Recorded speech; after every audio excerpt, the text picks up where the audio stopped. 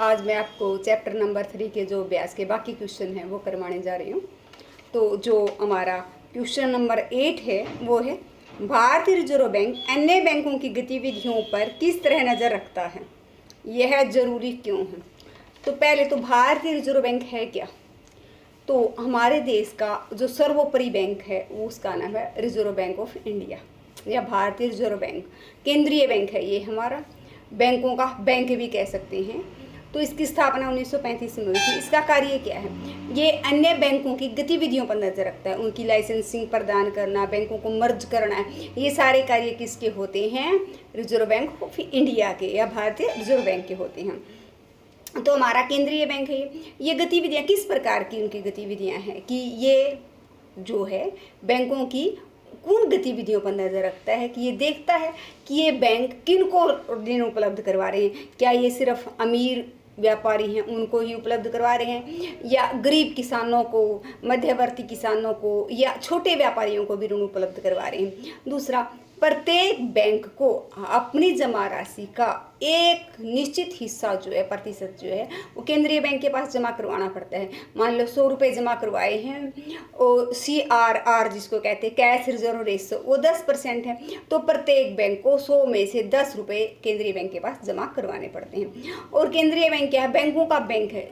हमारा जो संबंध बैंक से होता है कि हम जरूरत पड़ती है पैसा बैंक से उधार लेने जाते हैं, वही संबंध क्या होता है, बैंकों का केंद्रीय बैंक के पास होता है कि बैंक को जब पैसा उधार नहीं मिलता तो अंतिम ऋणदाता कौन होता है, केंद्रीय बैंक होता है। तो केंद्रीय बैंक अपने इस हिस्से को क्या है, जो CRR है, परिस्थितियों के अनुसार उसको कभी कम कर देता है, कभी ज़्यादा कर देता है। तो इस प्रकार से वो क्या करता है, उनकी गतिविधियों पर नजर रखता है। तो ये ज़रूरी क्यों है, ये इसलिए भी ज़रूरी है क्योंकि यदि केंद्रीय बैंक ऐसा नहीं करता तो बैंक सिर्फ लाभ कमाने के उद्देश्य से अमीर वर्गों को ही क्या देते, पैसा उधार देते। बैंक को अपनी गतिविधियों का ब्यौरा किसको देना पड़ता है, केंद्रीय बैंक को देना पड़ता है कि उन्होंने कितना पैसा किस वर्ग को उधार दिया और ब्याज की दर क्या रखी। तो केंद्रीय बैंक जो ब्याज की दर उनसे लेने के लिए कहता है उसी ब्याज की दर पर वो पैसा उधार देते हैं। क्योंकि केंद्रीय बैंक बैंकों को जो पैसा उधार देता है उस दर को हम क्या कहते हैं, बैंक दर कहते हैं। बैंक दर महंगी करेगा तो वो ब्याज की दर भी महंगी हो जाती है। तो इस प्रकार से केंद्रीय बैंक उन पर अपनी नज़र रखता है। तो नेक्स्ट जो क्वेश्चन है हमारा वो है, विकास में ऋण की भूमिका का विश्लेषण कीजिए। तो हाँ, विकास में ऋण की बहुत बड़ी भूमिका है और विशेषकर भारत जैसे विकासशील देश के लिए तो और भी ज़्यादा है और अल्पविकसित देश के लिए भी बहुत ज़्यादा भूमिका है। क्योंकि ऋण जो है लेकर के, एक तो कृषि के लिए फर्स्ट पॉइंट बनाएंगे हम, कृषि में इसका महत्व क्या है। ऋण लेकर किसान खाद बीज स्प्रे वगैरह खरीद सकता है, खेतों में बीज बो सकता है, फसल अच्छी होगी वो ऋण भी चुकता कर देगा और उसके पास खुद अपने कंज्यूम करने के लिए बच जाएगा। इस प्रकार से किसान का विकास होगा, कृषि का विकास होगा, देश का विकास होगा, तो अर्थव्यवस्था में तेजी आएगी। दूसरा है हमारा उद्योग वर्ग के लिए। उद्योग वर्ग क्या है, बहुत सारे साहसी व्यक्ति होते हैं जो निवेश करना चाहते हैं लेकिन उनके पास स्वयं की पूंजी नहीं होती, इसलिए वो निवेश नहीं कर पाते। लेकिन कम ब्याज की दर पर बैंक से वो ऋण ले करके निवेश करते हैं तो करोड़ों व्यक्तियों को रोजगार मिलता है, उनको भी आय मिलती है और इस प्रकार से मांग होती है, अर्थव्यवस्था का हम कहते हैं विकास होता है। तो राष्ट्रीय देश का विकास होता है, उन्नति की तरफ देश जाता है। फिर जो अपना स्वयं का धंधा शुरू करना चाहते हैं तो बहुत सारे वर्ग ऐसे हैं जो पढ़ लिख कर रोजगार नहीं मिल पाता, वो छोटा मोटा धंधा करना चाहते हैं लेकिन प्राइवेट व्यक्तियों से पैसा उधार लेकर वो ऐसा नहीं कर सकते क्योंकि ब्याज की दर ज़्यादा। इन बैंकों से ऋण लेकर वो क्या करते हैं, अपना स्वयं का कारोबार शुरू कर सकते हैं। तो इसके फलस्वरूप क्या होगा, रोजगार बढ़ेगा। उसके फलस्वरूप मांग में वृद्धि भी हमारा क्या करते हैं, विकास का एक मुख्य पहलू है। मांग में वृद्धि के लिए हमारा अल्पविकसित देशों में क्या आय कम होती है, मान लो एक गाड़ी लेनी है, उसके लिए पहले उसको 10 लाख सेविंग करनी पड़ेगी। वो 10 लाख सेविंग उसके पूरे जीवन काल में बहुत मुश्किल से पॉसिबल होता है, 15 साल लग जाते हैं उसको इकट्ठा करते। लेकिन बैंक उसको ऋण उपलब्ध करवा करके क्या होता है, वो गाड़ी ले सकता है और किस्तों में हर बार उसकी पे में से 2000-4000 रुपये की किस्त बांध लेता है और डिडक्ट आसानी से उस वस्तु का प्रयोग कर सकता है। तो जो टिकाऊ वस्तुएं हैं, टिकाऊ उपभोक्ता वस्तुएं, उनकी मांग बढ़ाता है, क्योंकि मांग बढ़ाता है तो वो ज़्यादा वस्तुएं बिकेंगी, ज़्यादा वस्तुएं बिकेंगी तो बढ़ेंगी ज़्यादा, बढ़ेंगी ज़्यादा, ज़्यादा लोगों को रोजगार मिलेगा। इस प्रकार से देश का आर्थिक विकास होगा। तो बैंकों की बहुत ज़्यादा भूमिका आर्थिक विकास में। फिर अगला जो है हमारा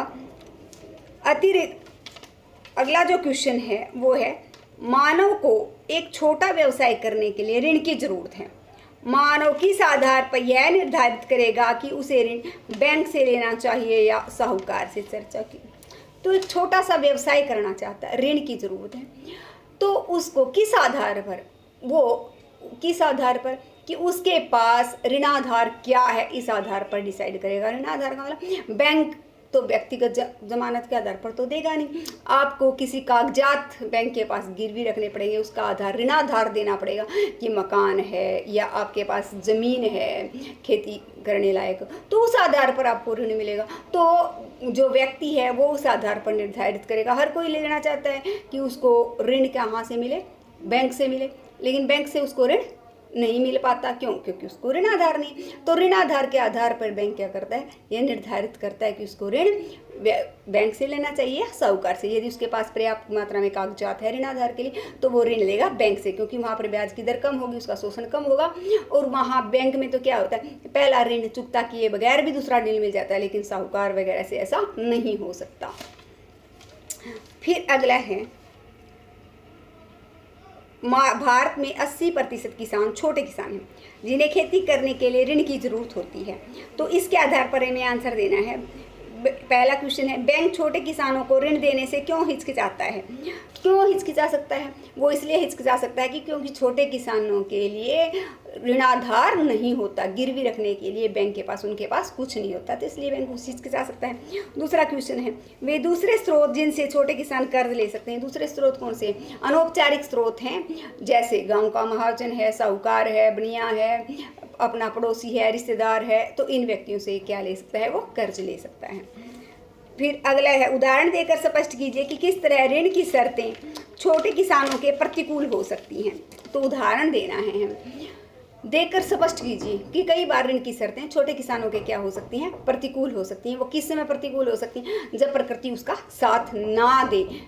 उदाहरण हम एक सौपना का लेते हैं जिसके पास 3 एकड़ ज़मीन है, वह मूंगफली की फसल उगाने के लिए साहूकार से पैसा उधार लेती है, लेकिन कीटनाशक उसकी फसल को खा जाते हैं, वो फसल का जो ऋण लिया है वो चुकता नहीं कर पाती, इतना कर्ज बढ़ जाता है कि उसको आखिर में क्या बेचनी पड़ती है, अपनी है ज़मीन साहूकार को बेचनी पड़ती है। तो उस समय प्रतिकूल हो गया जब प्रकृति ने उसका साथ नहीं दिया। राम का भी दूसरा उदाहरण है, वो भी हम ले सकते हैं कि कोई भी दुर्घटना हो सकती है, सूखा हो सकता है, आग लग सकती है या फिर बाढ़ वगैरह आ सकती है, जिसके कारण प्रतिकूल परिस्थितियां होगी तो वो अपना ऋण चुकाने में असमर्थ हो जाता है। फिर है, सुझाव दीजिए कि किस तरह छोटे किसानों को सस्ता ऋण उपलब्ध करवाया जा सकता है। तो छोटे किसानों को सस्ता ऋण हम किससे? सहकारी साख समितियों से, बैंकों से या स्वयं सहायता संगठनों के माध्यम से करवा सकते हैं, क्योंकि स्वयं सहायता संगठनों के माध्यम से उपलब्ध करवाएंगे तो उनको ऋण आधार की जरूरत ही नहीं पड़ेगी, तो वहाँ से उनको सस्ता ऋण उपलब्ध करवा पाएंगे। दूसरा, लोगों को जागरूक करने की जरूरत है कि वो उनका रुझाव हम किस अनौपचारिक स्रोतों से औपचारिक स्रोतों की तरफ बढ़ाएं। तीसरा, ऋण की जो शर्तें हैं उनको छोटे किसानों के अनुकूल बनाया जाए, कितनी बड़ी मात्रा में ऋण आधार की उनको देने की जरूरत ना पड़े, ऋण की शर्तों को, कंडीशंस को ईजी बनाया जाए। तीसरा, कि इसके लिए हर गांव में सहकारी साख समितियों और बैंकों की स्थापना की जाए, क्योंकि कई बार होता है गांव में आसपास बैंक ही नहीं होते, तो लोग इतनी ज़्यादा चक्कर लगाने के लिए इतनी ज़्यादा कागजी कार्रवाई होता है कि वो सोचता है अपने पड़ोसी से या इसी से गांव में से ही ऋण ले लिया जाए। तो इसके लिए ज़रूरी है कि शर्तों को ईजी बनाया जाए और जो बैंक है उनकी ज़्यादा से ज़्यादा स्थापना की जाए, लोगों को मोटिवेट किया जाए कि उनको ऋण उपलब्ध हो जाएगा और कम से कम समय में हो जाएगा। ग्रामीण साख क्या है? इसे कितने भागों में बांटा जा सकता है? ग्रामीण साख गांव के लोगों द्वारा जो पैसा अपनी खेती के विकास के लिए, अपने घरेलू खर्चों को चलाने के लिए लिया जाता है उसको ग्रामीण साख कहते हैं। इसको 3 भागों में बांटा गया है। पहला है अल्पकालीन साख। अल्पकालीन साख क्या होती है? जो थोड़े से समय के लिए पैसा उधार लिया जाता है उसको अल्पकालीन साख कहते हैं। इसका समय हमारा 15 महीने तक होता है, कि आमतौर पर ये माना जाता है कि एक फसल 6 महीने में आ जाएगी, एक फसल खराब होगी तो दूसरी 12 महीने में आ जाएगी, बेचने वगैरह में समय लगेगा तो 15 महीने मैक्सिमम समय होता है। ये छोटे मोटे मजदूरी का भुगतान करना है, बीज खरीदनी है, खाद खरीदनी है, छोटे मोटे कार्यों के लिए किसान लेता है। है। दूसरा है हमारा मध्यकालीन साख। मध्यकालीन साख का जो समय है 15 महीनों से लेकर 5 वर्ष का होता है। इसमें कुआं लगवाना है, खेत के चारों ओर बाड़ लगवानी है, थ्रेसर वगैरह, कोई टूल्स वगैरह खरीदना है, तो इनके लिए लिया जाता है। तो इसमें समय 5 से 15 महीनों से लेकर 5 साल तक का होता है। दीर्घकालीन साख, ये कोई बड़ा कार्य करना है, जिस प्रकार से क्या करना है हमें, कोई नई ज़मीन लेनी है, कोई मुकदमा है वो जीतना है, या ट्रैक्टर लेना है, इसका समय 5 साल से 20 वर्ष तक का होता है। तो ये हमारे ऋण के स्रोत हैं।